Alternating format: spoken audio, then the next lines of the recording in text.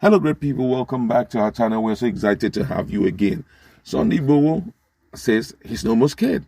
Now, one of the names that he has mentioned is Nnamdi Kanu. And you see the reason why he's mentioning Nnamdi Kanu.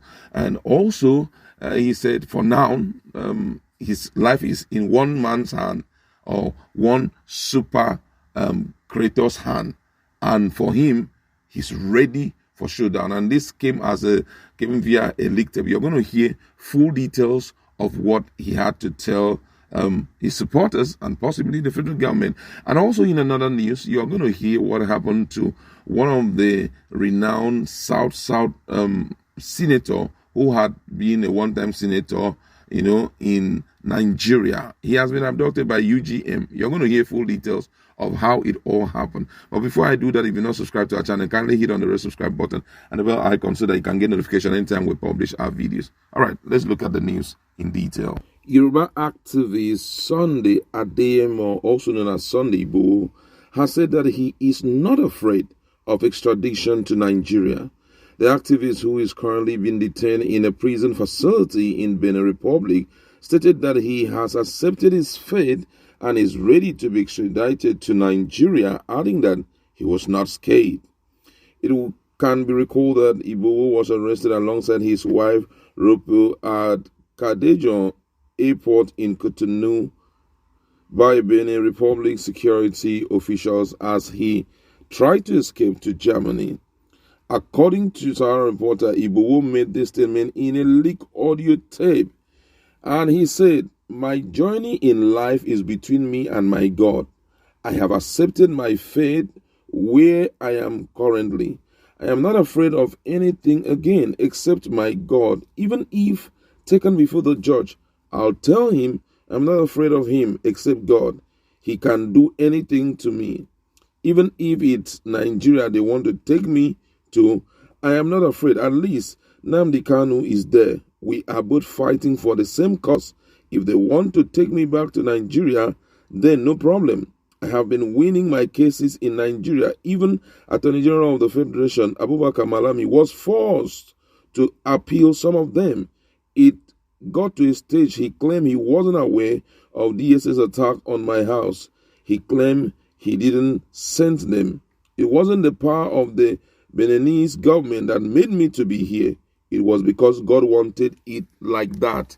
And I am sure God will soon release me from prison, even if all lawyers say they are not ready to defend me again.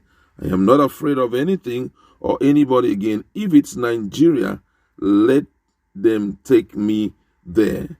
Meanwhile, in another development, ex-Akwa Ibom South Senator Nelson Effiong has been reportedly abducted. Senator Effiong was said to have been abducted at about 9 p.m. on Sunday at his newly opened highbrow club along Oron Road in Uyo.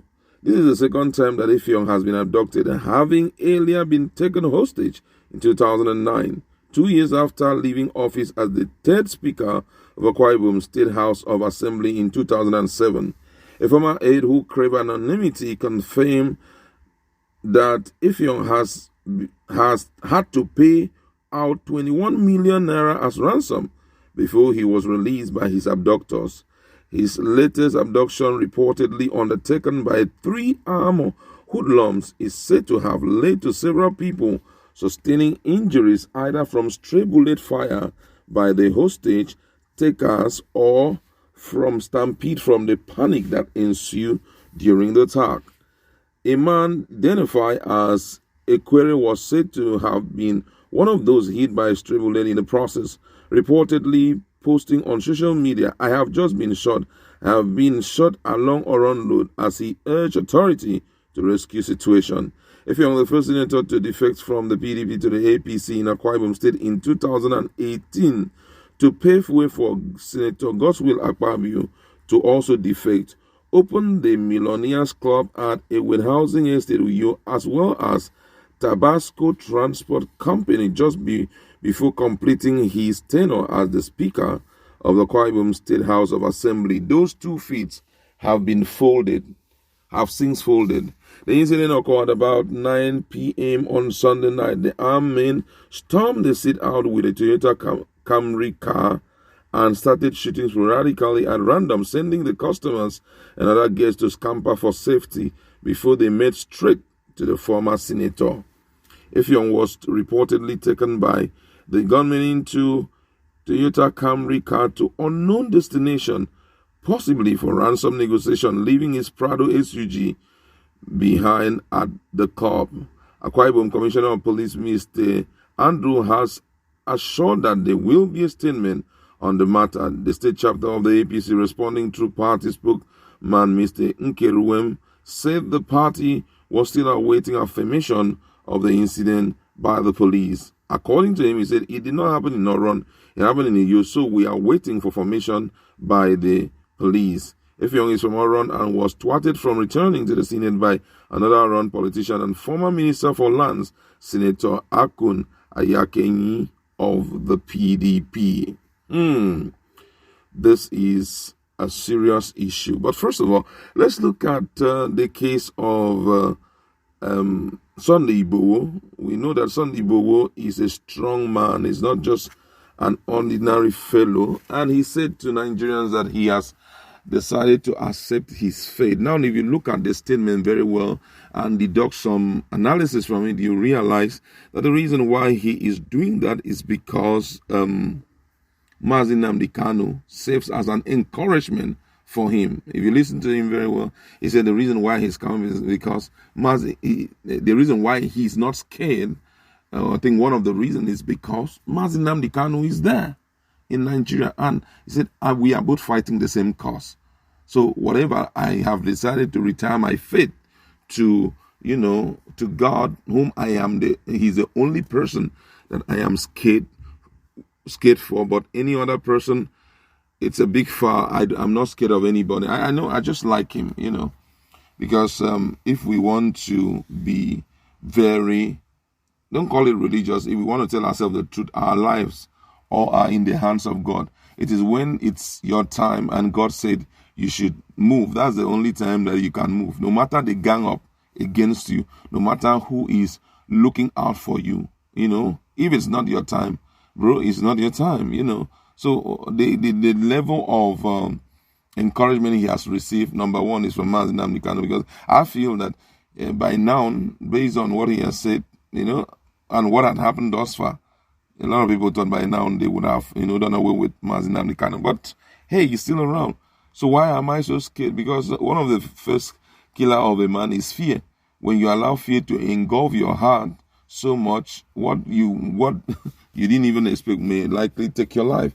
So from all indication, Bobo is ready. So even if they want to extradite him to Nigeria, there's no problem about that he's ever ready to face whatever will happen. Now, the issue of these abduction, it's coming closer every day. Now, these guys, they're not doing this because they are overly powerful or they have better weapons than every other person.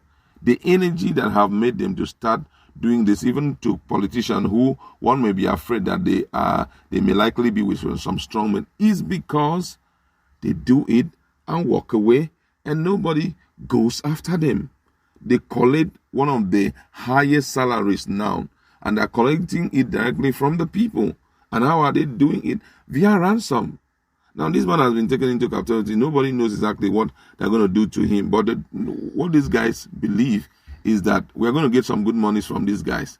And that's why it's rampant. It's almost a booming business now. For people who are into all manner of nefarious activity, they have used this opportunity to go out and get the rich, get the poor, use them for anything, and hey, nobody's doing them anything. So I think it's high time the government need to wake up, because it has crawled to the pathway of senators now. Though they say he's a former senator, but the truth remains that he's a senator. If it has crawled to his doorstep, very soon the governor should be waiting, because it's going to hit them very soon. Before we know, it may start up also with former presidents of Nigeria. I mean, it is high time we wake up once and for all, correct these things, even if it means to employ services of more people into, the military.